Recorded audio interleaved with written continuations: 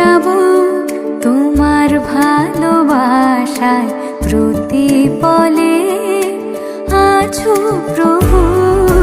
হারিয়ে যাব তোমার ভালোবাসায় প্রতিপলে আছো প্রভু।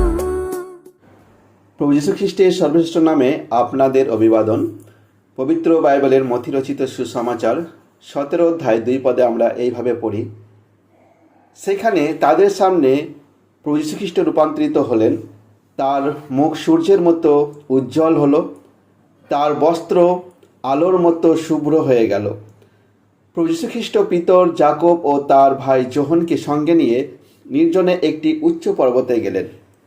সেই পর্বতে এই 3 শিষ্য প্রভু রূপান্তরের সাক্ষী হয়েছিলেন।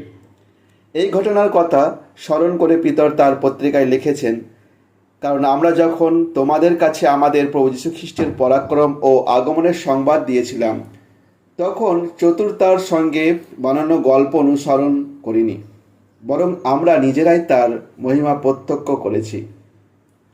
প্রভু তাদের একটি বিশেষ পর্বতে নিয়ে গিয়েছিলেন। এটি ছিল এক গোপন ও নির্জন স্থান, যা শহরের কোলাহল থেকে দূরে ছিল।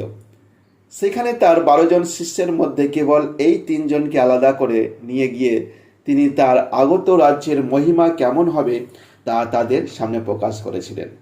অর্থাৎ এটি ছিল তাদের জন্য এক গভীর আধ্যাত্মিক ও ব্যক্তিগত অভিজ্ঞতা। দ্বিতীয়ত, এটি ছিল একটি উচ্চ স্থান, অর্থাৎ সাধারণ মানুষের জীবনযাত্রা, অবস্থা ও অভিজ্ঞতার ঊর্ধ্বে এক অবস্থান। এটি সেই স্থান যেখানে তারা নিজেদের মন ও জীবনকে এই জগতের মন্দতা থেকে উপরে তুলে স্বর্গীয় বিষয় এবং পরমেশ্বরের দিকে নিবদ্ধ করেছিলেন, এবং উদ্দেশ্য ছিল যাতে তারা প্রভুর আগত যুগের মহিমা দেখতে পারেন। প্রভু যীশু খ্রিস্টের ক্রুশের উপর উচ্চে তুলে ধরা হয়েছিল, যেখানে তিনি পরমেশ্বরের ক্রোধের ও সেই দণ্ড সহ্য করেছিলেন যা আমাদের পাপী মানুষের প্রাপ্য ছিল।